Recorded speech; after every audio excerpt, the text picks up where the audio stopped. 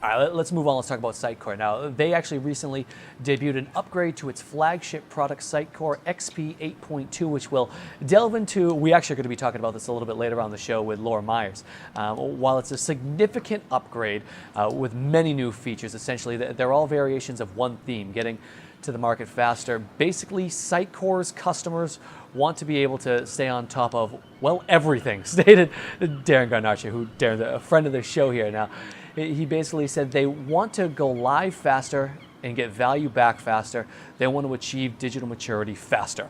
Faster. I think that's the way to go about it. So you were actually at their conference not too long ago. I think that it was at September 5th when they opened up. Talk about that. I think it was, first of all, the buzz of the conference was really good. I kind of had been worrying a little bit from the outside world about whether or not Sitecore was losing some steam. It's hard to stay at the top for a long time.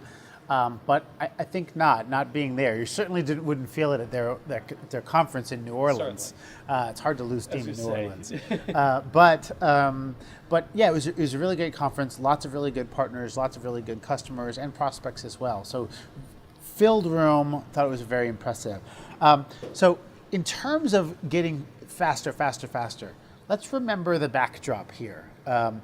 And we talked about this, I think, a couple of months ago, but Sitecore has shifted their business model, or rather they're starting to shift their business model.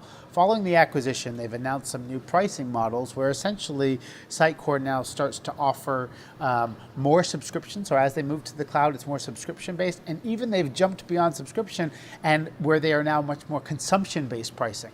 Now, literalists will say it's not exactly consumption-based pricing, and that's true. But for the most part, the point is that you pay for what you're using, essentially.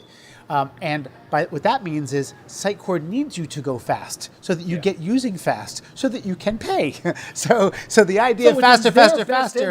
It is definitely, and let's just say it's an aligned interest. It's a mutual interest between customers and Sitecore to go faster. So with that in mind, as I'm sure Laura will delve into deeper, Experience Accelerator was the biggest, I think, announcement. And what that is essentially, I think it was actually developed by a partner of theirs called Cognified, who has basically built a kind of startup kit quickly to basically be able to get you out of that gate much faster onto Sitecore platform. So it has a lot of the capabilities. Really neat. They've got wireframing within the application. So pretty neat. You can go say, okay, I want to build a new page, a new site, etc.